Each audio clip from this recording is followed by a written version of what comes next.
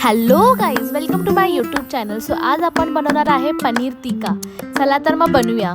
So त्यासाठी मी घेतला एक शिमला मिरची, पाव किलो पनीर आणि एक कांदा.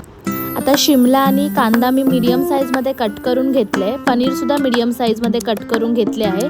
एका बाउलमध्ये आता मी दही ॲड करून घेतले आहे. आता त्यामध्ये मी ॲड करणार आहे मिरची पावडर, हळद, धना पावडर, मसाला, मीठ, कसुरी मेथी, अद्रक लसूण पेस्ट आणि चाट मसाला. आता हे सगळं मस्त मिक्स करून घ्यायचं आहे आणि त्याच्यामध्ये ॲड करायचं आहे बेसन पीठ.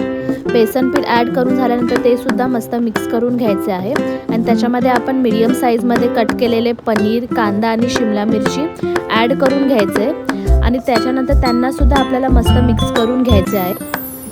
त्यानंतर आपल्याला हा बाउल आहे 15 to 20 मिनिट्स फ्रीजमध्ये ठेवून द्यायचा आहे.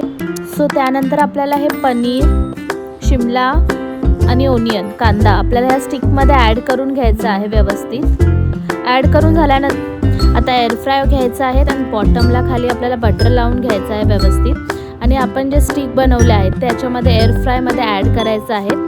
त्याला वरूनसुद्धा आपल्याला चांगलं बटर लावून घ्यायचं आहे कारण की ते व्यवस्थित चांगले फ्राय झाले पाहिजे. सो मी इथे व्यवस्थित बटर लावून घेतले. सो आता हे मी 180 डिग्री सेल्सिअसवर 10 मिनिट्स ठेवले आहे. हे आतमध्ये आता मस्त फ्राय होत आहे. सो हे फ्राय झालेले आहेत, एकदम भारी दिसत होते.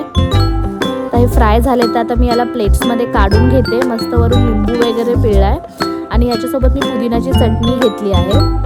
खरंच खूप टेस्टी झाले होते खायला. तुम्हाला सुद्धा ही रेसिपी आवडली असेल तर नक्की ट्राय करा. बाय.